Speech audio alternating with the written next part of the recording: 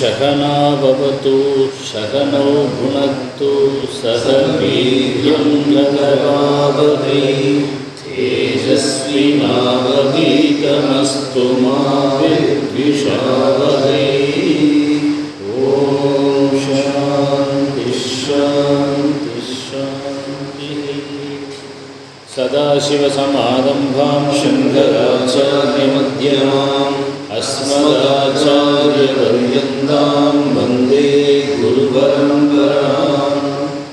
श्रीशम्बन्धमुदीक्ष्य वाचकपदे यां शान्तिनो वैष्णवाः चन्दोतं सपदास्पदत्वकलनात् शम्भुं च सैवावितुः आनन्दाद्वयशोभमानपदमप्रेमास्पदं योगिनः तान् पादाम्बुजधेनुधूततमसो वन्दे सदा श्रीगुरून्।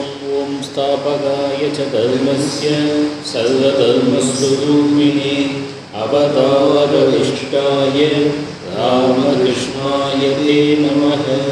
जननीं शारदां देवीं रामकृष्णं जगद्गुरुं पादपद्मे तयो श्रुत्वा प्रणमामि मुहुर्मुहुः। नमः श्रीयतिराजाय विवेकानन्दसूरये सच्चित्सुखस्वरूपाय स्वामिने तापहारिणे।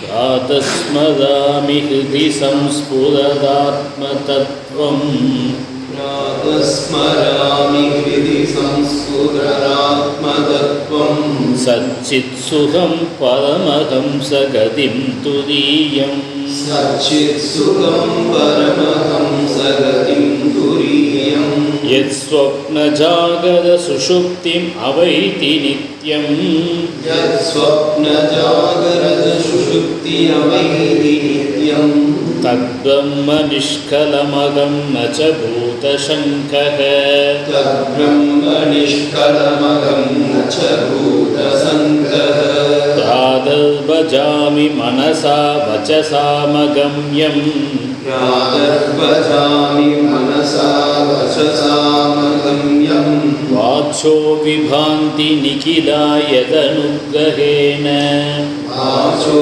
विभाति निखिला यदनुग्रहेण यन्नेति नेति वचनैर्निगमा अवोचुः यन्नेति नेति वचनैर्निगमा अवोचुः तं देवदेवमजमच्युतम् आहुरग्र्यम् तं देवदेवमजमच्युतमाहुरग्र्यम् प्रातर्नमामि तमसः परमर्कवर्णम् प्रातर्नमामि तमसः परमर्कवर्णम् पूर्णं सदा सनातनपदं पुरुषोत्तमाख्यम् पूर्णं सनातनपदं पुरुषोत्तमाख्यं यस्मिन्नितं जगत् अशेषमशेषमूर्तौ यस्मिन्निदं जगदशेषमशेषमूर्तं रज्ज्वाम्बुजङ्गमैव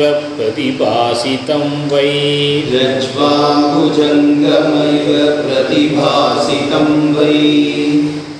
ராதஸ்மரண ஸ்லோகத்தில் முதல் 2 ஸ்லோகங்களை போன வகுப்பில் எல்லாம் பார்த்துட்டு 3வது ஸ்லோகத்துக்கு வந்திருக்கோம். அதாவது முதல் 2 ஸ்லோகத்துடைய அந்த ஒரு விளக்கத்தை சொல்லிவிட்டு நான் 3வது ஸ்லோகத்துக்கு போகலாம். முதல் ஸ்லோகத்தை என்ன சொல்லியிருக்குன்னா, ஆத்மாவானது சச்சித் சுகம் நிறைந்த பிரம்மனாக இருக்கிறது. அதாவது பிரம்மன் என்பது சச்சித் சுகம், சச்சிதானந்த ஸ்வரூபமாக இருக்கிறதுங்கிறது அதோடைய தத்துவமாக இருக்குது. அதில் என்ன சொன்னோம்னா, அதில் 2 விதமான கருத்துக்களை சொன்னார். நான் யார் என்றும் சொல்லி நான் யார் இல்லைன்னு சொன்னார். அப்போ நான் பூத சங்கம், பூத கலவையினால் செய்யப்பட்ட ஸ்தூல சரீரம் அல்ல அப்படிங்கிறத சொல்லிட்டு, அதுக்கடுத்து என்ன சொன்னாங்கன்னா, அந்த முதல் ஸ்லோகத்தில் 6 விதமான அம்சங்களை பற்றி சொன்னார். என்ன அப்படின்னா ஃபஸ்ட்டு என்ன சொன்னார் அப்படின்னா, அது சச்சித் சுகம், தூய இருப்பு, தூய உணர்வு, தூய இன்பம் போன்றதாக இருக்கிறது, அந்த சொரூபத்திலே இருக்கிறது. எது 3 வித அவஸ்தைகளை அறிபவனாக இருக்கிறதுங்கிறது 2வது சொன்னான். ஜாகிரத்து, சொப்ன, சுஷுப்தி போன்ற 3 வித அவஸ்தைகளை தனக்கு வேதாக நின்று அறிகிறது. அப்போ அவைத்தி அப்படின்னா எக்ஸ்பீரியன்ஸ் பண்ணுறது, அது வந்து வேதாக நின்று அறிகிறதுங்கிறது 2வது பாயிண்ட்டு. 3வது அதில் என்ன பார்த்தோம் அப்படின்னா நித்தியம், அது எப்போவுமே இருக்குது. இந்த ஸ்தூல சரீரம் இருக்குது, போகுது, எல்லாமே ஓகே. ஆனால் அந்த ஆத்ம தத்துவமானது நித்தியமாக இருக்கிறதுன்னு பார்த்தோம். 4வது வந்து நிஷ்கலம். நிஷ்கலம் என்றால் பிளவற்றதாக, 2ஆக பிளவற்றதாக இருக்கிறது, நிஷ்கலமாக இருக்கிறது. அப்போ என்ன பார்த்தோம்? துதியம். துதியம் என்னது? தூய சைதன்யமாக இருக்கிறது. அப்போ கடைசியாக என்னென்னா அது வந்து பரமஹம்ச கதிம், பரமஹம்ச துறவிகளுடைய இலக்காக இருக்கிறது. அப்படிப்பட்ட ஆத்ம தத்துவத்தை நான் அதிகாலையிலேயே வந்து ஸ்மரிக்கிறேன் அப்படிங்கிறது முதல் ஸ்லோகமாக இருந்தது.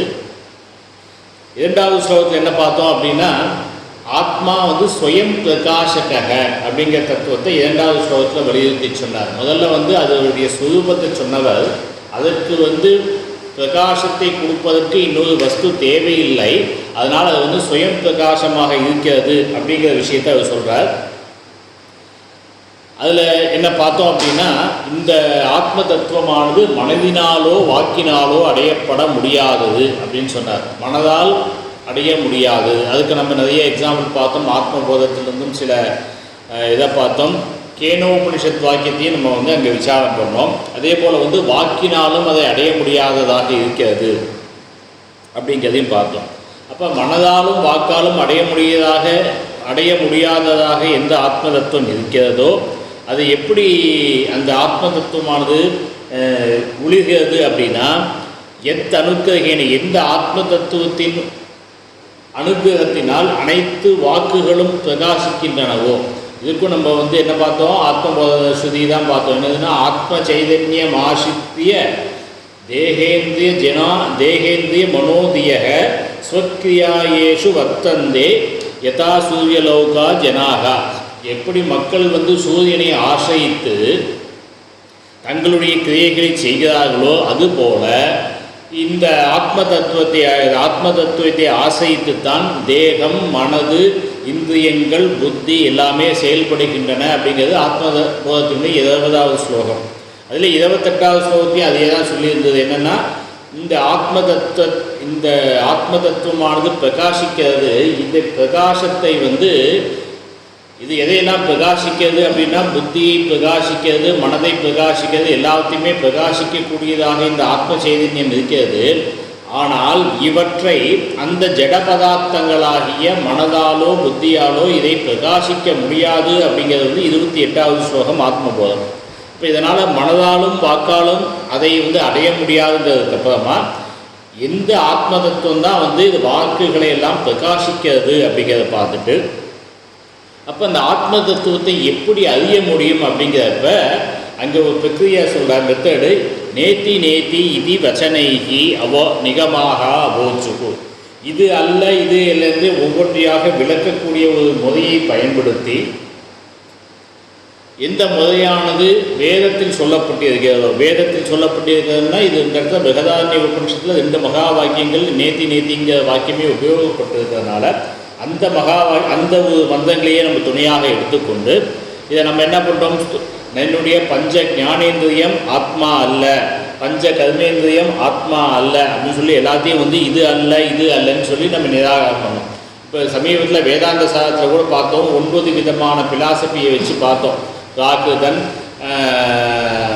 சாங்கியன், அந்த மாதிரி பார்க்கப்போ புத்தன், அதில் வந்து மாத்தியந்தினே எல்லாத்தையும் சொல்லப்போ ஒருத்தன் வந்து என்னுடைய புத்தன் தான் என்னுடைய ஆத்மான்னு சொல்கிறான். அதுக்கு வந்து அவன் என்ன சொல்லுவான்னா, நீ புத்தன் உன்னுடைய ஆத்மாவாக இருந்தால் உன் வீடு தீப்பற்றி எரிப்ப நீ உன்னுடைய உயிரை காப்பாற்ற ஓடிக்கொள்கிற, உன் புத்தனை காப்பாற்றுறதில்லை. அதுவும் இல்லாமல் நீ எப்பொழுது வெளியில் போனாலும் உன் பையனோட போவதில்லை. அப்போ நீ வேறு ஆத்மா வேறையாக இருக்கேன்னா சொல்லி அவன் வந்து அங்கே நிஷேதம் பண்ணுற மாதிரி இங்கே என்ன சொல்லியிருக்குன்னா பிரகதாரண்ய உபநிஷத்தில் எதுவுமே இது எல்லாமே எதுன்றது இதை நேத்தி இது அல்ல இது இல்லை என்ற முறையிலே வந்து இதை நம்ம நிஷேதம் செய்யக்கூடிய முறையை நமக்கு எந்த வேதங்கள் சொல்லியிருக்கிறதோ அந்த முறைப்படி தேவதேவம் அனைத்து தேவதைகளுக்கும் தேவனாக இருக்கக்கூடிய ஆத்ம தத்துவத்தை, அஜம் பிறப்பற்ற ஆத்ம தத்துவத்தை, அச்சுதம் விநாசமற்ற ஆத்ம தத்துவத்தை, அக்வியம் முதன்மையான ஆத்ம தத்துவத்தை, ஆகுகு இதெல்லாம் இப்படி தான் இருக்குன்னு சொல்லி எந்த ஆத்ம தத்துவத்தை சான்றோர்கள் கூறுகிறார்களோ அந்த ஆத்ம தத்துவத்தை பிராதக பஜாமி அப்படிங்கிறது 2வது ஸ்லோகம். அது வரைக்கும் பார்த்துருக்கோம். இப்போ 3வது ஸ்லோகம் என்ன பார்க்கணும் அப்படின்னா பிராதக நமாமிங்கிறது.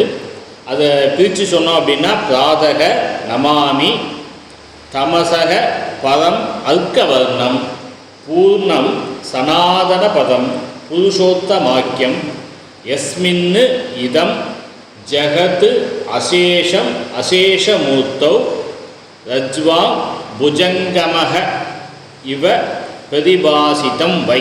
தான் இதோடைய பதவிபாகம். இப்போ இந்த ஸ்லோகத்தில் என்ன ஆரம்பிக்கிறா அப்படின்னா பிராதக நமாமி. பொதுவாக 3 ஸ்லோகமே பிராத ஸ்மராமின்னு சொன்னாலும் தப்பு இல்லை. ஏன்னா நம்ம ஸ்மரணம் தான் பண்ணுறோம். இருந்தாலும் அவர் என்ன பண்ணுறாருன்னா முதல்ல ஸ்மராமி அப்படிங்கிறப்ப என்ன சொல்கிறாருன்னா மனதால் அவர் ஸ்மரிக்கிறார். அடுத்து பஜாமி அப்படிங்கிறப்ப என்ன பண்ணுறாரு, வாக்கினால் அதை சொல்கிறார். அடுத்து நமாமின்னு சொல்கிறப்ப காயம் மனோவாக்காயம்னு 3 விதமாக இந்த ஆத்ம தத்துவத்தை நமஸ்கரிக்கிறார். அதனால் 3 கிரியாபதங்களும் நம்ம எடுத்துக்கலாம், இல்லை ஒன்று எடுத்துட்டாலும் ஓகே. அப்போ இங்கே பிராதக நமாமி, காலையில் அதிகாலையில் நாம் நமாமின்னா நமஸ்காரம் கரோமி, நமஸ்காரம் செய்கிறேன். நமஸ்காரம் பண்ணுறேன்னா சும்மா இப்படிலாம் தொட்டு நமஸ்காரம் பண்ணுறல. நமஸ்காரம் பண்ணுறோன்னா சாஸ்திரம் என்ன சொல்லிங்கன்னா தண்டவத் பிரணாமக கதனீயகன்னு சொல்லியிருக்கு. தண்டவத்னா ஒரு குச்சியை நிற்க வச்சோம்னா அந்த குச்சி பேலன்ஸ் இல்லாமல் 1 செகண்ட் கூட நிற்க முடியாது. இப்போ அந்த குச்சி என்ன பண்ணணும், டக்குன்னு கீழே விழுந்துடும். அந்த மாதிரி எப்பெல்லாம் நம்ம சாதுக்களை பார்க்குறோமோ, எப்பெல்லாம் நம்ம கோயில்களுக்கெல்லாம் போகிறோமோ அப்போல்லாம் நம்ம தண்டவத் பிரணாமங்கிறது இருக்குது. நம்ம வட இந்தியாவில் சொல்லுவாங்க, அது குனிஞ்சு நமஸ்காரம் பண்ண முடியாட்டி கூட அவங்க என்ன சொல்லுவாங்கன்னா தண்டவத் பிரணாமகன்னு தான் சொல்லுவாங்க. அதாவது அவங்க பண்ண முடியலைன்னாலும் அவங்க அந்த வார்த்தையாக சொல்லுவாங்க தண்டவத்து அப்படின்னு. அது மாதிரி நம்மளும் இங்கே அந்த இடத்துல என்ன பண்ணுறோம்னா தண்டவத் பிரணாமக கதனீயக.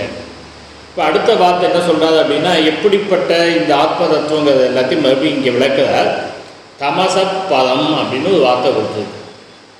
தமசப்பதம் அப்படின்னா என்ன அர்த்தம்னா, தமஸ் அப்படின்னா என்னென்னா எனக்கு ஒன்றுமே தெரியல, என்னுடைய அஜ்ஞானத்துக்கு தான் தமசுன்னு பேர். அப்போ அஜ்ஞானத்துக்கு மேலானது, பதம்னா மேலானதுன்னு எடுத்துக்கணும். அப்போ அஜ்ஞானத்துக்கு மேலானது அப்படிங்கிறப்ப நம்ம சாதாரணமாக அஜ்ஞானத்துக்கு மேலே தான் ஆத்மா அப்படின்னு எடுத்துக்கக்கூடாது. ஏன்னா சில விஷயத்துக்கெலாம் நம்ம ஏற்கனவே நம்ம வேதாந்த சாஸ்திரத்தில் பார்த்த மாதிரி வாட்சியார்த்தம்னு ஒன்று இருக்குது, லட்சியார்த்தம்னு ஒன்று இருக்குது.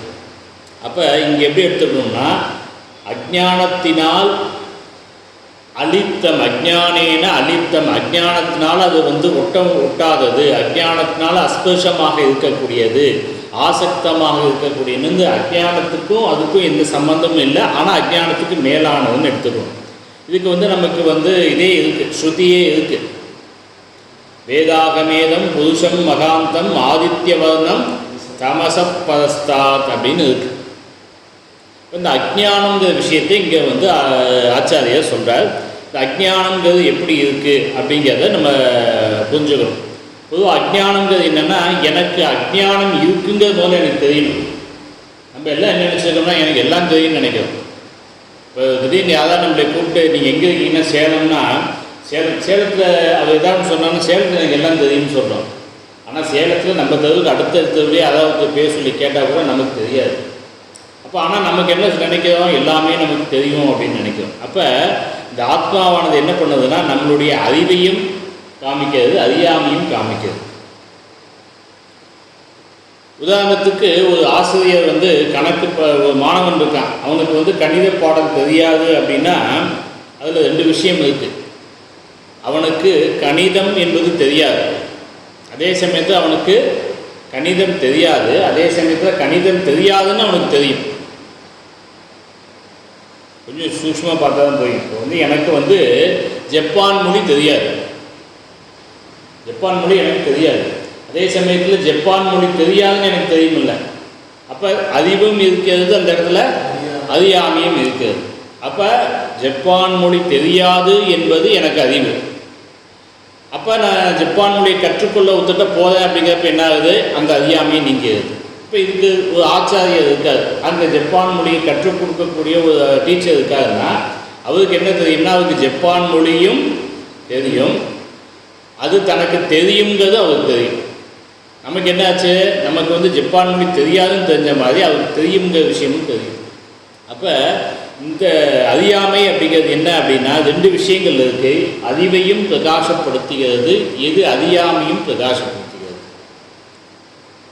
எது நமக்கு தெரியுங்கிறதையும் நமக்கு தெரியாது தெரியணும் இல்லை, இல்லாட்டி நம்ம எல்லாத்தையுமே தெரிஞ்ச மாதிரியே போயிடும் இல்லை. அப்போ இந்த தமசப்பதம்னா என்ன அர்த்தம்னா ஆத்மாவானது அறியாமையும் பிரகாசிக்கிறது, அதே சமயத்தில் அறியாமையையும் அது வந்து நிரூபிக்கிறது, அறிவையும் காட்டுறது. அறிவை காட்டுறதுக்கு மீனிங்கே இல்லை. தமசப்பதம்னா என்ன அர்த்தம்னா நம்மளுடைய அறியாமையையும் அஜ்ஞானத்தையும் வந்து அது பிரகாசிக்கிறது.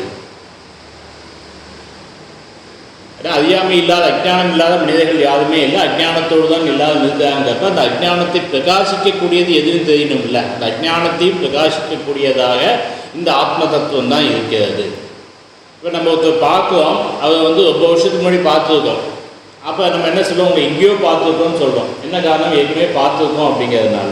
அந்த ஞாபகம்னா எங்கே இருக்குது, உள்ளே இருக்குது. ஒரு சிலர் வந்து பார்த்தாலுமே நமக்கு தெரியல, புதுசாக தான் பார்க்கங்கிறப்ப இவரை நாம் பார்க்கவில்லைங்கிறது நமக்கு தெரியுது. இப்போ யாரை பார்த்துருக்கோம் யாரை பார்க்கவில்லை எல்லாமே நமக்கு எப்படி தெரியுதுன்னா எல்லாமே இந்த ஆத்ம தத்துவத்தின் காரணமாக அதுதான் நம்மளுடைய அறியாமையும் அறிவையும் விளக்குவதாக இருக்கிறது. அடுத்த பதம் என்ன சொல்கிறாரு அப்படின்னா அர்க்க வர்ணம்.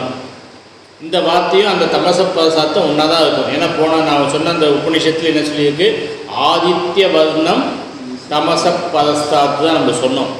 ஆதித்யம்னாலும் ஒன்று தான், அர்க்கன்னாலும் ஒன்று தான், 2 சூரியன் தான். அர்க்க வர்ணம்னா என்னென்னா சூரிய பிரகாசம்னு அர்த்தம். வர்ணம் அப்படின்னா பிரகாசம். இந்த சூரியனுடைய பிரகாசம் எப்படி இருக்கும் அப்படின்னா, சூரியனுடைய பிரகாசத்துக்கு நம்ம காய்ச்சலாம் கொண்டு வச்சு காட்ட வேண்டிய அவசியம் இல்லை. சூரியனுடைய பிரகாசம் இயல்பாகவே இருக்கக்கூடியது. ஸ்வயம் பிரகாசக இங்கிலீஷில் சொல்கிறதாங்கன்னா செல்ஃப் எவிடன்ட், செல்ஃப் எஃப்ளூஜென்ட், என்ன வேணால் சொல்லலாம். இப்போ சூரியனுடைய பிரகாசமானது ஸ்வயம் பிரகாசமாக இருக்கிறது. சந்திரனுக்கு எப்படிப்பட்ட பிரகாசம் இருக்குன்னா சந்திரனுக்கு வந்து அப்படிப்பட்ட பிரகாசம் கிடையாது. சந்திரனுடைய பிரகாசம் வந்து ஆகந்துக பிரகாசம். சூரியனுக்கு வந்து சொரூபமாகவே இருக்கிறது. சூரியன் எப்போ உதிக்கிறதோ அப்போ பிரகாசமாக இருக்கிறது. ஆனால் சந்திரனை பொறுத்த வரைக்கும் அது வந்து ஆகந்துகம். ஆகந்துகம்னா வந்து போவது.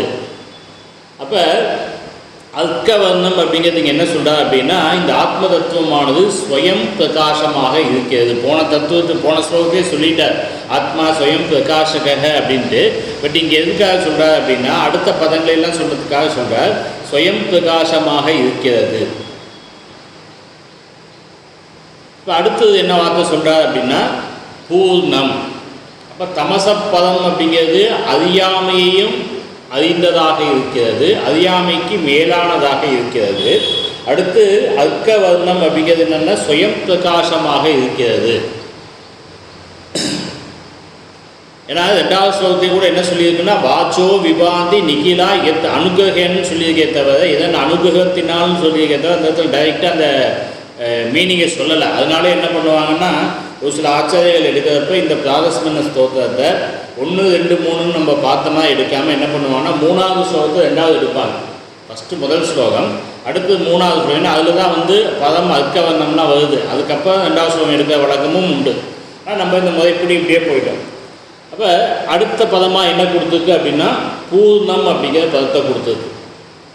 பூர்ணம்னா எப்பொழுதும் நிறைந்து இருக்குது, நிறைவாக இருக்கிறது, குறையில்லாத குறையொன்றும் இல்லை மறைமூர்த்தி கண்ணங்கிற மாதிரி இது பூர்ணமாக இருக்கிறது. ஆனால் நம்ம தான் என்ன பண்ணோம், எப்போவுமே அபூர்ணத்திலே இருக்கும். நமக்கு எல்லாமே அந்த பூர்ணமாக இருந்தாலும் ஏதோ ஒன்று இல்லாத மாதிரி அந்த குறை உணர்ச்சியோடையே இருக்கும். என்ன காரணம் அப்படின்னா அது நம்ம எல்லாமே தேகாபிமானமாக நினச்சி இப்படியே வாழ்ந்து கொண்டே இருக்கிறதுனால நமக்கு எல்லாமே ஒரு குறையோடு தான் இருக்குது. நீங்கள் இல்லைப்பா நீ சச்சிதானந்த பிரம்மம் பூர்ணம்னு சொன்னாலும் நான் பூர்ணம்னா அப்படின்னு நமக்கு தெரியதில்லை. அதனால் ஆதிசங்கர் சொன்னார் என்ன காரணம் அப்படின்னா அவனுக்கு அதை பற்றி அறிவில்லாததான் காரணம் அப்படின்னு ஆதிசங்கர் பஜகோவிந்தத்தை சொன்னார். பாலஸ்தாவத்து கிரீடா சக்தக, அவன் 12 வயசு பிறந்திருக்க அந்த குழந்தை பருவத்தை வரைக்கும் விளையாட்டிலேயே அவன் கவனத்தை செலுத்தியதான். அதுக்கப்புறம் இளைஞர் பருவம் வந்த உடனே என்ன ஆகுது, அவனுக்கு இளைஞர்கள் அந்த பெண்கள் மேலே அவனுக்கு வந்து ஒரு ஈர்ப்பு உண்டாயிருது. அதுக்கப்புறம் என்ன ஆகுது, ருத்தஸ்தாவத்து சிந்தா சக்தக, இந்த சிந்தையிலே அவனுக்கு வந்து அடுத்து என்ன ஆகும், நான் எப்போ இருக்கணும், எப்போ போகணும், ஏதாவது ஆகிட்டா என்ன பண்ணுறது, இதுக்கு செக்யூரிட்டிக்கு என்ன பண்ணலாம், அதுக்கு செக்யூரிட்டி எனக்கு சுவாமிஜி சொன்ன மாதிரி இன்செக்யூரிட்டி உள்ள இன்னிலேயே செக்யூரிட்டி இருக்குது, அதுதான் நம்ம புரிஞ்சுக்கணும். உள்ள இந்தா செக்யூரிட்டி நமக்கு. ஆனால் நம்ம என்ன பண்ணுறோம், இந்த இன்னை வந்து நினைக்காம இன்செக்யூரிட்டியாகவே ஃபீல் பண்ணுறோம். அப்போ என்ன ஆகுது, சிந்தா சக்தக பதமே பிரம்மணி கோபின சக்தக, அந்த பதம் பிரம்மத்தில் வந்து யாருக்குமே வந்து ஒரு ஆசக்தி, அதில் ஒரு விருப்பமானது கிடையாது. அதனால என்ன ஆகுது அப்படின்னா வந்து இந்த அபூர்ணத்துவங்கிறது எப்பொழுதும் நம்மளுடையதாகவே இருக்கிறது. அபூர்ணத்துவத்தோடையே நம்ம இருக்கோம், எல்லா செல்வமும் இருக்கும், பெரிய கோடீஸ்வரனாக இருப்பான், எல்லாமே இருக்கும். ஆனாலும் பார்த்தீங்கன்னா இன்னமும் எனக்கு ஒரு மாதிரியாக இருக்குன்னு தான் சொல்லுவானே, என்னன்னே சொல்ல தெரியாது. தேவையான அளவு பணம் இருக்கும், படிப்பு இருக்கும், எல்லாமே இருக்கும். சாஸ்திரம் படித்தவங்களே ஒரு சிலர் அப்படி இருக்காங்க. அதனால் என்ன ஆனாலும் அவங்களுக்கு வந்து என்னென்னா அது வந்து எல்லாமே இன்ஃபர்மேஷனாகவே உள்ளே போய் உட்காந்துருந்தால் பிரயோஜனம் இல்லை. அதை வந்து டிரான்ஸ்ஃபர்மேஷன் ஆகணும். அதுக்கு என்ன பண்ணணும், இந்த தியானங்களை பண்ணணும். அப்போ பிராதது நமாமி தமசப்பதம் அல்கவர்ணம் பூர்ணம். பூர்ணம்னா அந்த ஆத்மாவானது எப்பொழுதும் பூர்ணமாகவே இருக்கிறது, குறையற்றதாக இருக்கிறது. அதை பூர்த்தி பண்ணுறதுக்கு நீங்கள் இன்னொரு வஸ்துவை தேட வேண்டிய அவசியம் இல்லை, நிறைவாகவே இருக்கிறது. அடுத்த பதமாக என்ன சொல்கிறார் அப்படின்னா,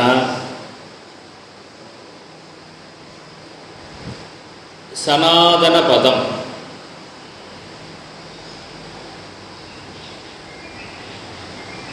சனாதன பதம் அப்படின்னு ஒரு வார்த்தையை கொடுக்குறாரு. சனாதனம்னா எப்பொழுதும் இருத்தல்னு அர்த்தம். சம்ஸ்கிருதத்தில் சதாதனம் தான் சனாதனம்னு ஆயிடுச்சு. சதானா எப்பொழுதும்னு அர்த்தம். சர்வதா சதா எல்லாத்துக்குமே வந்து எப்பொழுதும்னு அர்த்தம். இப்போ எப்பொழுதும் இருப்பது அப்படின்னு அர்த்தம். எப்படி நித்தியங்கிற வார்த்தை நம்ம சொன்னோமோ அதுபோல் இங்கே வந்து சனாதன பதம். இந்த பதம்னா என்னென்னா பத்தியதே அனேன இது பதம், எதனால் இது அடையப்படுகிறதோ அதனால் அது பதம். அப்போ சனாதன பதம்னா இந்த சனாதன பதமாக இருக்கக்கூடிய ஆத்ம தத்துவத்தின் மூலமாகத்தான் நாம் வந்து பிரம்மத்தை அடைய முடியும். மனதால் அடைய முடியாதுங்கிற மாதிரி எதால் அடைய முடியுங்கிறதுக்கு இங்கே விளக்கம் கொடுக்கிறார். சனாதன பதம், அந்த பதத்தின் மூலமாகத்தான் அடைய முடியும். இப்போ சனாதன பதத்தை அடைவது எப்படி? சனாதனங்கிற வார்த்தை கீதையில் ஒரு 4-5 இடத்துல சொல்லியிருக்கார் பகவான் கீதை. அந்த ஸ்லோகத்தை விசாரம் பண்ணாலே நமக்கு இதாகிடும். முதல்ல 15வது சாப்டர்ல ஒரு ஸ்லோகம் சொல்லியிருக்கார். மமைவாம்சோ ஜீவலோகே ஜீவபூத சனாதனக மனசஷ்டானி இந்திரியாணி பிரகிருதிஸ்தானி கருஷதி. அங்கே என்ன சொல்கிறாருன்னா, இந்த உலகில் உள்ள அனைத்து ஜீவாத்மாக்களும் என்னுடைய நித்தியமான அழியாத பகுதியாகும். சனாதன பதம் அதாங்க. எல்லாருமே என்னது, நித்தியமாக இருக்கக்கூடிய அழியாத பகுதியாகும். ஆனால் அவை என்ன பண்ணுதுன்னா, இந்த பிரகிருதியோடு சேர்ந்து 5 புலன் இருக்குது. 6வது புலனை மனசை வச்சு கொண்டு இந்த மனசையும் 5 புலனும் சேர்ந்து போராடிட்டு இருக்கே தவிர அந்த 5 புலன் நாணல்ல மனசு நாணல்னு சொல்லி அந்த பிரம்ம தத்துவத்தை அறிய முற்படுவதில்லை அப்படின்னு அங்கே சொன்னார். அடுத்து 2வது சாப்டர் அடுத்த சொன்னார் என்னது, அச்சேத்யோயம் அதாஹ்யோயம் அக்லேத்யோயம் அசோசியேவச்ச நித்திய சர்வகத ஸ்தானு அச்சலக அயம் சனாதனம். எல்லா வார்த்தையும் சொல்லிட்டார் அந்த இடத்துல. நம்ம நித்தியங்கிறப்ப தான் இங்கேயும் பார்த்துருக்கோம். அப்போ சர்வகதக ஸ்தானுகு அச்சலக எல்லாம் ஒரே, அதை அப்படியே திருடம் பண்ணுறதுக்காக அத்தனை வார்த்தையும் சொல்கிறார். இந்த இடத்துல சனாதனங்கிறதுக்கு என்ன சொன்னால், என்றும் மாறாமல் இருக்கிறது.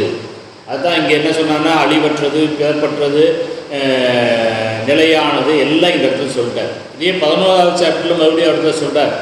தொமக்ஷதம் பதமம் வேதிதவ்யம் தொமஸ்ய விஸ்வஸ்ய பதமம் நிதானம் தொம் அவ்யயக சாஸ்வதக தர்ம கோப்தா சனாதனக தொம் புருஷக மதக மே.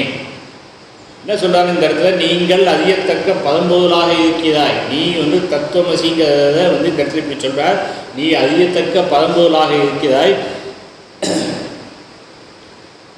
இந்த உலகத்திற்கு நீங்களே அடைக்கலாம். அதாவது வந்து இந்த இடத்துல வந்து இவன் சொல்கிறான், அர்ஜுனன் சொல்கிறான், இப்போ நீங்கள் வந்து ஆதி பரம்பொருளாக இருக்கக்கூடிய நீங்களே என்று நான் உறுதியாக நம்புகிறேன். அப்போ இங்கே சனாதனங்கிறதுக்கு என்ன எடுத்துக்கிறோம்னா, ஆதி பழம்பொருளாக. நம்ம நேற்றுக்கு பார்த்த ஸ்லோகத்தை என்ன வார்த்தை வந்ததுன்னா அக்ரியம்னு ஒரு வார்த்தை வந்தது.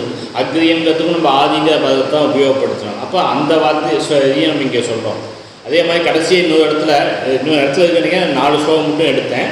பரஸ்தஸ்மாத்து பாவோன்யத் வெக்தியோ வெக்திய சனாதனக அவ்யக்தோ வெக்த சனாதனக யக சர்வேஷு பூதேஷு நஸ்யசு ந வினஸ்யசி. இந்த உலகத்தில் உள்ள அனைத்து உயிர்களும் அழியும் போதும் அந்த பதம்பொருள் மட்டும் ஒருபோதும் அழிவதில்லை. அதுதான் சனாதனம். அதான் யக சர்வேஷு பூதேஷு நஸ்யசு அபி. சர்வேஷு பூதேஷுனா அனைத்து பூதங்களும் அழிந்து போகக்கூடிய சமயத்திலும் கூட ந வினஷ்யதி, அந்த சமயத்திலும் கூட இது அழிவதில்லை அப்படிங்கிறது இந்த இடத்துல சொன்னார்.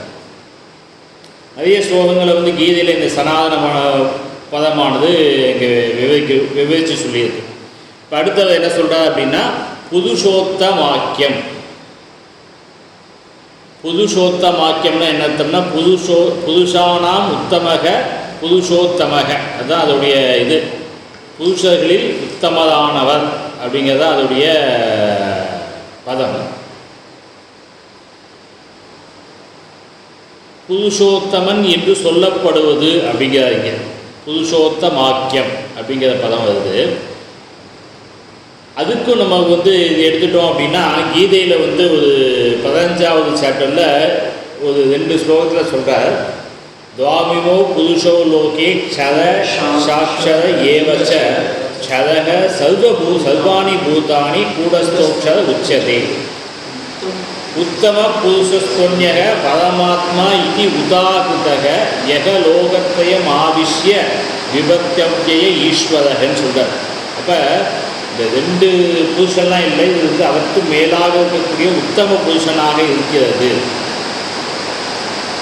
அதனால் இந்த பொதுவாக புருஷோத்தமங்கிறதுக்கு இங்கே என்ன சொல்கிறாங்க அப்படின்னா உத்தம புருஷன் கொடுத்துருக்கு. அதையே நீ திருப்பி போட்டேன்னு என்ன வருது? புருஷ உத்தமன்னு எடுத்துக்கணும். புருஷோத்தமங்கிறதுக்கு நம்ம சமாதானம் சொன்னோம்னா புருஷானாம் உத்தமக அந்த பரமாத்மா அப்படின்னு எடுப்போம். அதுதான் இங்கே சொல்கிறார். அதுக்கு நம்ம லிட்ரலாக என்ன மீனிங் எடுத்துக்கணும்னா வியக்தமாகவும் அவ்வியக்தமாகவும் இருக்கக்கூடிய சைதன்யமாக நம்ம எடுத்துக்கிறோம். அந்த புருஷோத்தமங்கிறது என்னென்னா தூய சைதன்யமாக இருக்கிறது, நிர்குண சைதன்யமாக நம்ம எடுத்துக்கிறோம். இந்த நிர்குண சைதன்யத்துக்கு பெயர் தான் நம்ம என்ன சொல்கிறோம்? புருஷோத்தமன். ஆக்கியம் அப்படிங்கிற வார்த்தை இருக்குது. புருஷோத்தம ஆக்கியம். ஆக்கியம்னா என்ன? எனப்படுவது அப்படின்னு அர்த்தம். இந்த ஆத்ம தத்துவத்தை புருஷோத்தமன் என்றும் சொல்வார்கள் அப்படின்னு அவர் சொல்கிறார்.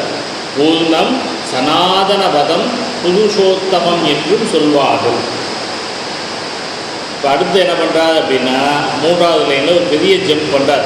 என்ன பண்ணுறாரு அப்படின்னா இது வரைக்கும் அந்த ஆத்ம தத்துவத்தை பற்றி எல்லாம் சொல்லிகிட்டே வந்தாச்சு. இப்போ என்ன பண்ணணும்னா இந்த இடத்துல அதுதான் நீன்னு சொல்லி முடிக்கணும். அப்போ என்ன சொல்கிறாருன்னா எஸ்மின்னு இதம் ஜெகத்து அசேஷம் அசேஷமூர்த்தவ் அப்படின்னு ஒரு லைன் சொல்கிறார். அந்த லைன் தான் மிகப்பெரிய ஐக்கியத்தை சொல்லக்கூடியது.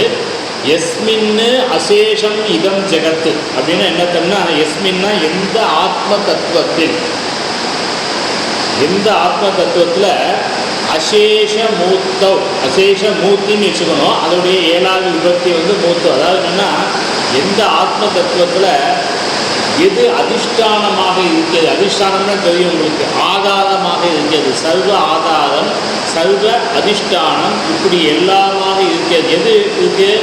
எந்த ஆத்ம தத்துவத்தின் மேலாக இந்த பிரபஞ்சமானது ஏற்றி வைக்கப்பட்டிருக்கிறதோ இந்த ஆத்ம தத்துவம் தான் இருக்குது. ஏன்னா நம்ம ஏற்கனவே பார்த்தது என்னது அப்படின்னா தைத்தியோபத்தில் ஆத்மன ஆகாச சம்பூதக ஆத்மாவில்தான் எல்லாம் பார்க்குறோம். இந்த இடத்துல என்ன சொல்கிறாங்க அப்படின்னா ஆத்மாவை மேலே தான் எஸ்மின்னு 7வது விபக்தி. இதன் மீது எஸ்மின்னு அசேஷ மூர்த்தம் எந்த சர்வ அதிஷ்டானமாக இருக்கக்கூடிய சர்வ ஆதாரமாக இருக்கக்கூடிய ஆத்ம தத்துவத்தின் மீது இதம் ஜெகத்து இந்த பிரபஞ்சமானது அசேஷம் கல்பிதவ். அசேஷம்னு என்னது? மிச்சம் இல்லாமல் எல்லாத்தையும் கற்பிச்சாரு. என்ன அர்த்தம்னா ஒரு ஆத்ம தத்துவம் இருக்குது, அந்த ஆத்ம தத்துவத்துக்கு மேலே என்ன பண்ணிட்டோம், அதை அதிஷ்டானமாக வச்சு அதுக்கு மேலே இந்த ஜெகத்தையே கல்பனை பண்ணியாச்சு அப்படின்னா அதெல்லாம் எங்கேருந்து வந்தது? எல்லாமே வந்து அந்த ஜெகத் தத்துவ எல்லாமே வந்து ஆத்ம தத்துவத்திலிருந்து வந்ததாகத்தான் கருதப்பட வேண்டும். அதான் இங்கே சொல்றார், எஸ்மின்னு அசேஷ மூர்த்தௌ இதம் ஜெகத்து அசேஷம் கல்பியதே. அந்த கல்பியதேங்கிற வேர்டு அதில் இருக்காது, நம்ம அதை சப்ளை பண்ணிக்கணும். எப்படி இந்த சர்வ அதிஷ்டானமாக சர்வ ஆதாரமாக உள்ள ஆத்ம தத்துவத்தின் மீது இந்த பிரபஞ்சமானது ஏற்றி வைக்கப்பட்டுள்ளது. ஏற்றி வைக்கப்பட்டுள்ளது என்ன அர்த்தம்? இந்த பிரபஞ்சமே அது மேலே தான் இருக்குது. அதுதான் இந்த பிரபஞ்சத்துக்கு எது ஆதாரம்னா ஆத்ம தத்துவம் தான் ஆதாரம். அப்போ நான் ஏன் அந்த ஆத்ம தத்துவம் தியானம் பண்ணணும்? இந்த பிரபஞ்சத்துக்கே ஆதாரமாக இருக்கக்கூடியது எதுன்னா அந்த ஆத்ம தத்துவம். அதை நான் காலையில் எழுந்திரிச்சு காலஸ்மரணம் பண்ணுறேன் அப்படிங்கிறதுக்காக. இப்போ இந்த ஆத்ம தத்துவத்தை வந்து மேலே இந்த ஜெகத்தையே வந்து சிருஷ்டிக்கிறதுங்கிறது ஒரே வார்த்தையில் என்ன பண்ணிட்டாங்கன்னா, இதுக்கு முன்னாடி சொன்ன அந்த ஆத்ம தத்துவ விஷயங்கள் எல்லாத்தையும் நம்ம மைண்டில் வச்சுக்கிட்டு அதுக்கு மேலே என்னாச்சு, எல்லா நாம ரூபத்தையும் இங்கே நம்ம எடுத்துக்கணும். ஒரு பேர் இல்லாமல் எல்லா விதமான நாம ரூபத்தையும் நம்ம இங்கே எடுத்துக்கணும். இதுக்கு என்ன ஒரு ஸ்ருதி ஆதாரம் அப்படின்னா, கைவல்ய உபநிஷத்தில் ஸ்ருதி சொல்லியிருக்கு, மையேவ சகலம் ஜாதம் மயி சர்வம் பிரதிஷ்டிதம் மயி சர்வம் லயம் யாதி தத் பிரம்ம அத்வயம் அஸ்மி அகம். இந்த ஸ்லோகம் பார்த்தா இந்த ஒரு லைனுக்கு அதுதான் மீனிங். என்னது? மயி ஏவ, மையேவன்னு மயி ஏவ என் மீது தான், சகலம் ஜாதம் என்னால் தான் எல்லாமே வந்து என்னது பிறந்திருக்கிறது, என்னிடம் இருந்தே அனைத்தும் தோன்றியுள்ளன. மையேவ சகலம் ஜாதம். சரி, தோன்றியாச்சு, எங்கே இருக்குது? மயி சர்வம் பிரதிஷ்டிதன், என்னிடத்திலேயே எல்லாம் பிரதிஷ்டையாக இருக்கிறது, என் மீதே எல்லாம் இருக்கின்றன. அந்த பூவும் அந்த செடியும் நான் தான், அந்த விலங்கும் நான் தான், அந்த மரமும் நான் தான், எல்லாமே என் மீதே கற்பிக்கப்பட்டுள்ள, என் மீதே ஏற்றி வைக்கப்பட்டுள்ளன. மயி சர்வம் லயம் யாதி, என்னிடத்திலேயே எல்லாம் என்ன ஆகுது? லயத்தை அடைக்கின்றன. என்ன? 3 தான் ஸ்திதி, சிருஷ்டி ஸ்திதி லயம். அப்போ சிருஷ்டி எது? ஜாதங்கிறத சிருஷ்டியாக சொல்கிறோம். என்னிடத்திலேயே எல்லாம் தோன்றி என்னிடத்திலே எல்லாம் பிரதிஷ்டை பெற்று என்னிடத்திலேயே எல்லாம் என்னாகிறது? லயத்தை அடைகின்றன. அப்போ நான் யார்? தத்து, அப்படிப்பட்டவனாக இருக்கவன் யாருன்னா பிரம்ம, அந்த பிரம்மன் நான் தான். அந்த பிரம்மனுக்கு இன்னொரு லட்சணம் சொல்கிறார், அத்வயம்.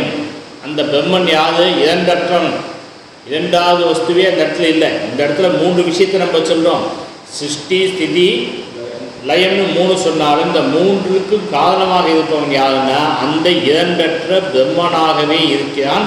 அது யாரு? அகம் அஸ்மி. அகம் அது தொம்மஸ்மின்னு சொல்லலை, அது நீன்னு சொல்லி பகவானை பார்த்து சொல்லி நீதான்ப்பா அதுக்கெல்லாம் காரணம்னு சொன்னால் அது பக்தி கிரந்தம், அதில் அப்படி சொல்லுவோம் நம்ம. இந்த இடத்துல என்ன சொல்கிறா அப்படின்னா, இது வந்து கைவல்ய உபநிஷத்துடைய மந்திரம். இதில் என்ன சொல்கிறோன்னா, அப்படிப்பட்ட இரண்டற்ற பரம்பொருளான பிரம்மனாக அகம் அஸ்மி, நான் இருக்கிறேன் அப்படிங்கிறது இந்த இடத்துல தெளிவாக சொல்கிறார். அதுக்கு நிறைய உதாரணங்கள்லாம் இருக்குது. அதனால் வந்து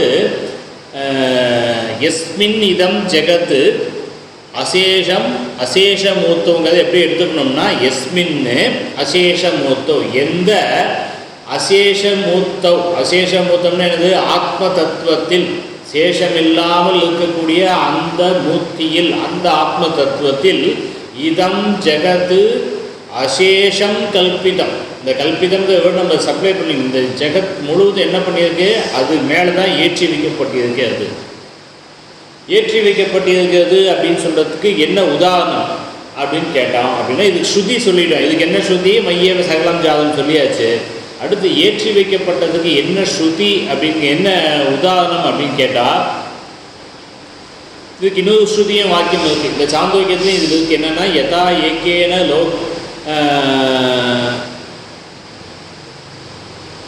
யதா ஏக்கேன சர்வம் லோகமயம் விஜானம். ஒரு லோகத்தை அறிந்து கொண்டால் எல்லா லோகங்களும் அறியப்படுமோ அதுபோல் என்ன வேறுபாடு? வாச்சாதம்பனம் விகாதோ நாமதேயக அப்படின்லாம் அங்கே சொல்லியிருக்கு. இப்போ இந்த இடத்துல அவர் என்ன சொல்கிறாரு, இது எப்படி ஏற்றி வைக்கப்பட்டிருக்குன்னு நீங்கள் சொல்கிறீங்களே, ஆத்ம தத்துவத்தின் மீது அனைத்து ஜெகத்தும் ஏற்றி வைக்கப்பட்டதுன்னு சொல்கிறதுக்கு உதாரணம் என்ன அப்படிங்கிறதுக்கு நம்மளுடைய அஜ்ஞானத்தில் நம்ம சொல்லுவோம்ல, என்ன சொல்லுவோம், கயிற்றில் பாம்பை போல அப்படிங்கிறத இந்த இடத்துல சொல்கிறார். ரஜ்வாம் புஜங்கம பிரதிபாசிதம் வை. ரஜ்வாம் அப்படின்னா கயிற்றில்னு அர்த்தம். அப்போ அந்த கயிற்றில் அப்படின்னா என்ன அர்த்தம், கயிறுன்னு ஒரு வஸ்து இருக்குது. இது நம்ம வேதாந்த சாஸ்திரத்தில் பார்த்தோம். வஸ்து என்றால் என்ன, அவஸ்து என்றால் என்னன்னு பார்க்குறப்ப வஸ்துன்றது இருக்கக்கூடிய பொருள், அது பிரம்மன், அவ்வளோதான். அப்போ இந்த இடத்துல நம்ம என்ன எடுத்துக்கோம், ஒரு கயிறு என்ற ஒரு பொருள் இருக்கிறது என்று எடுத்துக்கொண்டனால் அதன் மீது நம்ம எதை கற்பிக்கிறோம், அவஸ்துவை கற்பிக்கிறோம். அது பாம்பு போல இருக்கிறது. அப்போ ரஜ்ஜௌ புஜங்கம், பாம்புக்கு இன்னொரு பேர் புஜங்கம், சர்ப்பம்னு சொல்லுவோம். ரஜ்ஜு சர்ப்ப நியாயம்னு நம்ம வேதாந்தம் சொல்லுவோம். இந்த இடத்துல வந்து அவர் புஜங்கம்னு வார்த்தையை உபயோகப்படுத்தார். புஜங்கம்னாலும் என்னது, பாம்பு தான். அப்போ கயிற்றின் இடத்துல வந்து நம்ம என்ன பண்ணுறோம், புஜங்கம் புஜங்கம் என்னது, பாம்பை போல பிரதிபாசிதம் வை. நமக்கு எப்படி தோன்றுதுன்னா, இந்த ஜெகத்து இப்போ நான் தான் இந்த அதிஷ்டானம், என் மீது இந்த ஜெகத்து இருக்குது அப்படின்னு சொல்கிறப்ப நம்மளால் ஏற்றுக்கொள்ள முடியல. நம்ம என்ன நினைக்கிறோம், இந்த ஜெகத்துன்னு ஒன்று தனியாக ஒரு வஸ்து இருக்குது அப்படின்னே நம்ம நினைக்கிறோம். அந்த அறியாமை எப்படி இருக்குது அப்படின்னா, ரஜ்வாம் புஜங்கம பிரதிபாசம். இந்த அறியாமையானது எப்படி இருக்கிறது என்றால், கயிற்றின் மீது கற்பிக்கப்பட்ட பாம்பை போல பிரதிபாசிதம். பிரதிபாசிதம்னா தோன்றுகிறது. பாஸ் அப்படின்னாலே பிரகாஷயதே, தோன்றியதுன்னு அர்த்தம். அப்போ கயிற்றின் இடத்தில் பாம்பை போல அந்த விஷயமானது தோன்றுகிறது. இதுக்கு நிறைய உதாரணம் கொடுப்போம். நம்ம இதில் வந்து கைவல்ய நிலையத்தில் ஒரு பாடல் இருக்குது. அதில் வந்து நிறைய எல்லா உதாரணத்தையும் அதில் சொல்லிடுறோம். என்னென்னா, காணல் நீர், கிளிஞ்சல் வெள்ளி, கந்தர்ப்ப நகர், கனாவூர், வானமை, கயிற்றில் பாம்பு, அலடிசை, முயலின் கோடு, இந்த மாதிரி நிறைய சொல்கிறார். என்னென்னா இவை எல்லாமே என்னத்தம்னா, இவை அனைத்துமே வெறும் தோற்றமாகவே இருக்கிறது. காணல் நீர் என்னது, பாலைவனத்தில் ஒரு நீரை பார்த்தோம்னா அது எப்படி இருக்குது, ஒரு தோற்றமாக தான் இருக்குது. கிளிஞ்சல் தான் இருக்குது அந்த இடத்துல. அந்த கிளிஞ்சலை பார்த்தோம்னா நமக்கு எப்படி தோன்றுறது, வெள்ளி போல தோன்றுகிறது. அதே மாதிரி வந்து மேகம் வந்து அப்படியே போயிட்டு இருக்கப்போ நமக்கு மேகத்தை பார்க்கப்ப அங்கே ஒரு நகரமே, கந்தர்வ நகரம் இப்படி தான் இருக்கும், நமக்கு ஒரு காட்சி தோன்றுகிறது.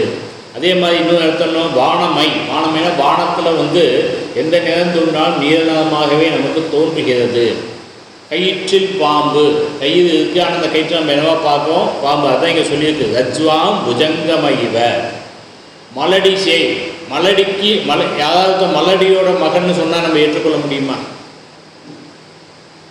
மலடி அப்படின்னாலே குழந்தை பெற தகுதி இல்லாதவன் அர்த்தம். அவளுக்கு குழந்தை இல்லைன்னு அர்த்தம். மலடியின் மகன் யாராவது சொல்ல முடியுமா? சம்ஸ்கிருதத்தில் அவந்தியா புத்தகன்னு சொல்லுவோம். அப்போ மலடிக்கு ஒரு மகன் இருக்க முடியாது. ஒருத்தி மகன் வந்தாருனாலே அவன் மலடி அல்ல. அப்போ மலடியின் மகன்னு சொல்றது எப்படி? அதுபோல் முயலையோட கொம்பு, அதே மாதிரி வந்து இது ஸ்தானுபூசன்னு சொல்லுது. பருமனான கட்டையில் தெரிய ஒரு கட்டை தான் இருக்குது, ஆனால் பார்த்தா நமக்கு எப்படி இருக்குது, அந்த கட்டை ரொம்ப பருமனாக இருக்குங்கிறப்ப நம்ம என்ன சொல்லுவோம், ஒரு மனுஷன் நிற்கிறான்னு சொல்லுவோம். அதுபோல் பிரபஞ்சமெல்லாம் பொய்யே, இந்த பிரபஞ்சம் முழுவதுமே என்னது, பொய்யாகவே இருக்கிறது. இந்த உலகம் அனைத்தும் வெறும் தோற்றமே, ஞானமே மெய், உன்னை பற்றிய ஞானமே மெய். தத்துவமசின்னு சொல்லக்கூடிய, அகம் பிரம்மாஸ்மி என்று சொல்லக்கூடிய உன்னை பற்றிய ஞானமே மெய், உன்னை மறந்து விடாதே நம்மானை அப்படின்னு சொல்லி அந்த ஸ்லோகத்தை அந்த பாட்டில் சொல்கிறார் கைவல்ய நவநீதர். உன்னை உன்னைன்னா என்னத்தான், மெய்ப்பொருளாகிய உன்னை, நீ மெய்ப்பொருளாக இருக்கிறாய், அதை நீ அறிந்து உணர்ந்து நீ வந்து அந்த பிறவியிலிருந்து விடுபட்டு விடு. அதனால் என்னென்னா, அதை நீ மறந்து விடாதே, இது நம்ம ஆணை அப்படின்னு சொல்லி அந்த பாடல் இருக்குது, கைவல்ய நவநீதன் பாடல். அப்போ இங்கே என்ன நம்ம சொல்கிறோம்னா, அதான் இங்கேயே சொல்கிறோம், ரஜ்வாம் புஜங்கமைவ பிரதிபாசிதம் வை. அப்போ இந்த எதன் மேலே இந்த ஜெகத்தெல்லாம் தோன்றியிருக்குன்னா, இந்த ஆத்ம தத்துவத்தின் மேலே தான் வந்து நம்ம என்ன பண்ணியிருக்கோம், அசேஷ மூத்தம் அப்படிங்கிறப்ப இங்கே என்ன சொல்கிறோம், சர்வ அதிஷ்டானமாக சர்வ ஆதாரமாக இருக்கக்கூடியது என்னென்னா ஆத்மா. அந்த ஆத்ம தத்துவத்தின் மேலே தான் என்ன பண்ணியிருக்குன்னா, அசேஷ சர்வ இதம் சர்வம் ஜெகத்து அசேஷம், இந்த ஜெகத்து முழுவதுமே என்ன பண்ணியிருக்குன்னா அதன் மேலே தான் ஏற்றி வைக்கப்பட்டுள்ளது. அதனால் என்னென்ன இது முதல்ல சொன்னாலும் ஆத்ம தத்துவத்தை சொல்லிட்டு வந்து கடைசியாக என்ன சொல்கிறாங்கன்னா, அந்த ஆத்ம தத்துவத்து மேலே தான் என்ன எல்லாத்துக்குமே வந்து கற்பித்து இருக்கிறது அப்படின்னு சொல்லி அந்த கடைசியை வரியில் சொல்லியிருக்காரு. இந்த மூன்றாவது வரியில் என்ன சொல்லியிருக்காருங்கிறத நம்ம ஏற்கனவே சொன்னோம். இந்த மூன்றாவது பாடலில் வந்து முக்கியமாக என்னென்னா ஆத்மா ஏவ இதம் சர்வம். ஏன்னா அதுக்கு என்ன தாத்பரியம்னா மூன்றாவது வரி எஸ்மின்னு அசேஷமூர்த்தோ இதம் ஜெகத்து அசேஷம் கல்பிதம்ங்கிறத அந்த ப்ராக்கெட்டில் போட்டு செப்பரேட் பண்ணிக்கணும். அதுக்கு தான் வந்து இந்த ஸ்லோகத்துடைய தாத்பரியம் என்னென்னா ஆத்மா ஏவ இதம் சர்வம். அப்போ முதல் ஸ்லோகத்துடைய தாத்பரியம் வந்து ஆத்மா சச்சித் சுகம், ரெண்டாவது ஸ்லோகத்துக்கு வந்து ஆத்மா ஸ்வயம் பிரகாசக, மூன்றாவது இதம் சர்வம் ஆத்மா. அப்போ என்ன பண்ணுறோம்னா படிப்படியாக நம்ம அந்த மூன்று ஸ்லோகத்துலேயே நம்ம என்ன பண்ணிட்டோம்னா இதை அனைத்தும் ஆத்மாவே அப்படிங்கிற அந்த எண்ணத்துக்கு நம்ம வந்துட்டோம். இந்த மூன்று ஸ்லோகத்தை வந்து காலையில் ஒரு 2 நிமிஷம் சிந்தனை பண்ணாலே அது இந்த மூன்றாவது ஸ்லோகத்தை மூன்றாவது லைன் தான் ரொம்ப முக்கியம். எஸ்மின்னு அசேஷமூர்த்தௌ இதம் ஜெகத்து அசேஷம் கல்பிதம். அந்த ஒரு வார்த்தை தான் மெயினாக வேணும். ஏன்னா நம்ம தான் இந்த ஆத்ம தத்துவம். அதுக்கு தான் உதாரணமாக நம்ம என்ன சொன்னோம், மையேவ சகலம் ஜாதம் மயி சல்வம் பிரதிஷ்டிதம் மயி சல்வம் லயம் யாதி தத் பிரம்ம அத்வயம் அஸ்மி அகம். அப்போ அந்த இரண்டற்ற பிரம்மனாகவே பிரம்மன் இருக்குதுன்னு சொல்லலை, அகம் அஸ்மி நான் இருக்கிறேன், என்னுடைய அனுபவம். அதுதான் வந்து அந்த கைவல்ய உபநிஷத்தில் சொன்னது. ஆக இந்த மூன்று ஸ்லோகங்களை வந்து இந்த ஆத்ம தத்துவத்தை எப்படிலாம் நம்ம வந்து நினைவுபடுத்தணுமோ அதெல்லாம் சொல்லி எங்கள் ஆச்சாரியார் சொல்லியிருக்கா. இப்போ இதனுடைய அன்வயத்தையும் நான் சொல்லிடுறேன். இது எப்படின்னா ஃபஸ்ட்டு நம்ம வந்து ரஜ்வாம் புஜங்கம இவ கடைசியில் இருக்கிறத முன்னாடி போட்டுக்கணும். கயிற்றின் இடத்தில் பாம்பை போல, கயிற்றின் மீது கற்பிக்கப்பட்ட பாம்பை போல யஸ்மின்னு அசேஷமூர்த்தௌ இதம் அசேஷம் ஜெகத்து பிரதிபாசிதம். யஸ்மின்னது எந்த அசேஷமூர்த்தவ் ஆத்மாவின் மீது இதம் அசேஷம் ஜெகத் இந்த முழுமையான உலகமும் கற்பிக்கப்பட்டுள்ளதோ, கற்பிக்கப்பட்டுள்ளதுன்னு கூட முடிச்சுக்கலாம். அப்படி முடிச்சுட்டு அதுக்கு அடுத்த என்ன எடுத்துக்கிறோம், புருஷோத்தமன் என்று சொல்லக்கூடிய தமசப்பதம் அஜ்ஞான இருளுக்கு அப்பாற்பட்டதாக இருக்கக்கூடிய அல்க வர்ணம் சூரிய பிரகாசமாக இருக்கக்கூடிய சனாதன பதம், சனாதன பதமாகவும் இருக்கக்கூடிய பூர்ணம், அந்த பூர்ணமாக உள்ள அந்த பிரம்மனை, அந்த ஆத்ம தத்துவத்தை ராதக நமாமி, நமாமி பஜாமி வதாமி எல்லாமே இருக்கிறது, ஸ்மதாமி எப்படி வேணால் போட்டுக்கலாம். ஸோ இதுதான் மூன்றாவது ஸ்லோகத்தினுடைய அன்வயம். இந்த மூன்று ஸ்லோகங்களை சொன்னவர் அதுக்கடுத்து என்ன பண்ணார்னா நான்காவதாக ஒரு ஸ்லோகம் சொல்கிறார். இந்த ஸ்லோகத்தை தினம் சொல்லணும்னு இல்லை, முதல் 3 ஸ்லோகம் பண்ணாலே போதும். இது வந்து அதனுடைய பலஸ்ருதியாக அமைந்துள்ளது.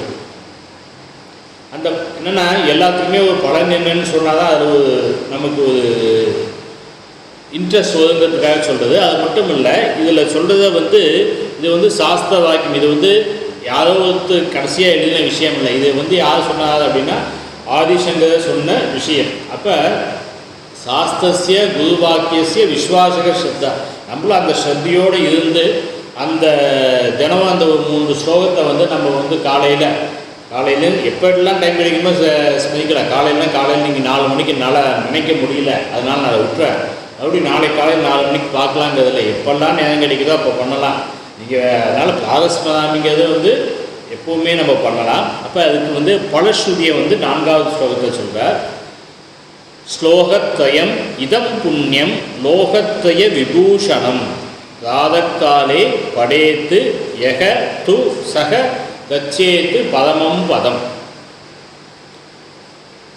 முதல் வரியில் என்ன சொல்கிறாங்க, இந்த ஸ்லோகத்தை பற்றிய விளக்கத்தை கொடுக்குறார்.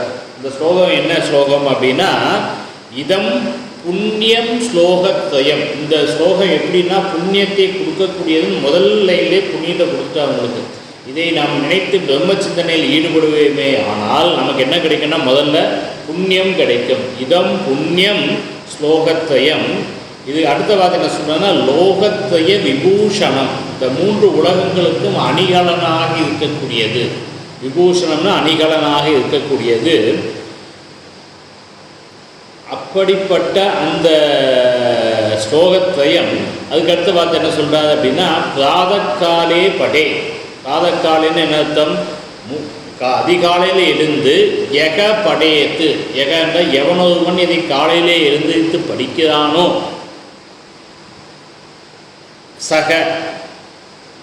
சகன அது எவன் படிக்கிறானோ அவன்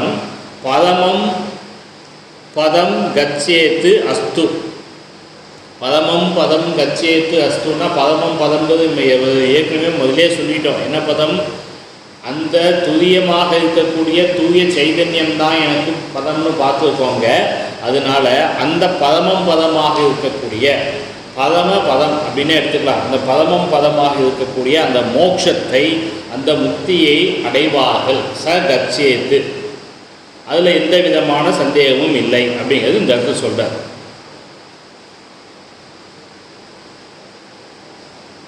என்ன காரணம் அப்படின்னா, இந்த ஸ்லோகங்கள் எல்லாமே வேதத்தினுடைய சாதமான, வேதாந்தத்தினுடைய சாதமாக இருக்கக்கூடிய அந்த தத்துவத்தை எல்லாத்தையும் கொண்டு வந்து இங்கே அப்படியே கொடுத்துருக்கிறதுனால இதை படிப்பதன் மூலமாக அதை அனைத்தையும் நம்ம என்ன பண்ணோம்னா ரீகால் பண்ணுறோம். இன்னும் இது ஒன்றொன்றுக்கும் நம்ம ஸ்ருதி வாக்கியம் சொல்லியிருக்கோம். இன்னும் நிறைய சொல்லலாம். நம்ம இந்த காலத்தின் அளவு கருதி சிம்பிளாக முடிச்சிட்டோம். இல்லாட்டி ஒவ்வொன்றுக்கும் ஒரு 10 ஸ்ருதி வாக்கியம் சொல்லலாம். சச்சி சுகம்னா அதுக்கு 10 சொல்லலாம்.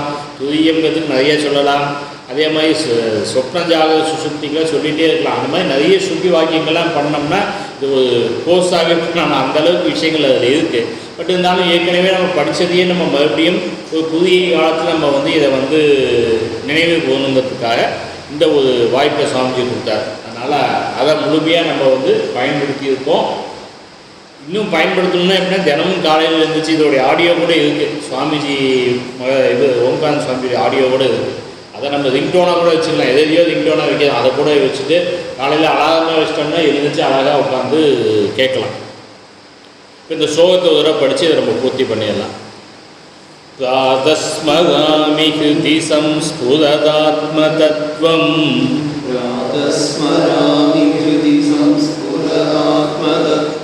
சச்சித் சுகம் பரமஹம் சகதிம் துரியம்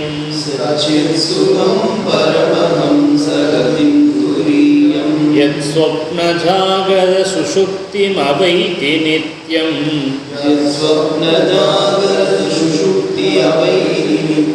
தத்ப்ரஹ்ம நிஷ்கலமகம் ந ச பூதசங்கः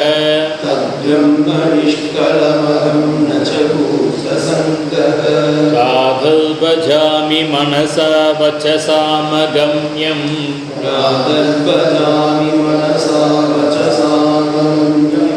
வாச்சோ விபாந்தி நிகிலா யதனுக்ரஹேண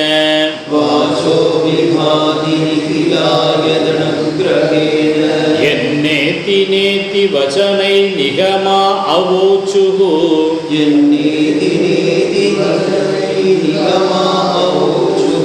தம் தேவதேவமஜம் அச்சுதம் ஆகுதக்ரியம்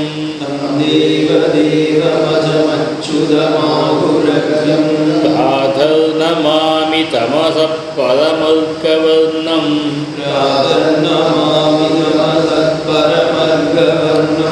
பூர்ணம் சனாதனபதம் புருஷோத்தமாக்கியம்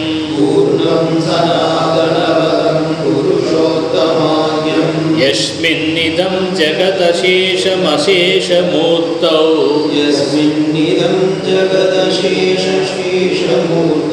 ரஜ்வாம்புஜங்கம இவ பிரதிபாசிதம் வை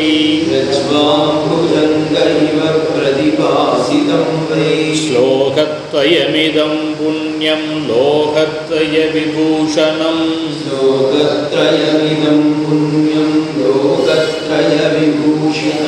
ராதக்காலே படேத்யஸ்து சகச்சேத் பரமம் பதம்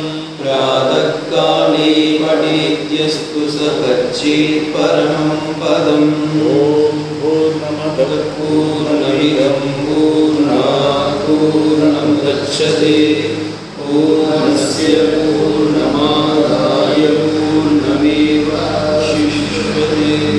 ஓம் சாந்தி சாந்தி சாந்தி. ஹரி ஓம். ஸ்ரீ குருப்யோ நமः. ஹரி ஓம். நன்றி. அப்படியே